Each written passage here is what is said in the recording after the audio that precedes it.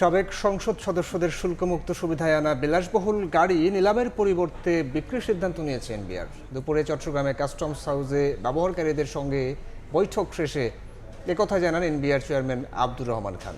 তিনি জানান, গাড়িগুলো নিলামে তুলে আশানুরূপ ফল পাওয়া যায়নি। উপযুক্ত দাম না পেলে গাড়িগুলোর ভালো ব্যবহার নিশ্চিতে সরকারের উচ্চ পর্যায়ের সঙ্গে আলোচনা করে সিদ্ধান্ত নেওয়া হবে। এনবিআর চেয়ারম্যান আরও জানান, কাস্টম ম্যানেজমেন্টের জন্য তৈরি করা হচ্ছে নতুন সফটওয়্যার। যারা রাজস্ব ফাঁকি দেবে তাদের ছাড় দেবে না সরকার।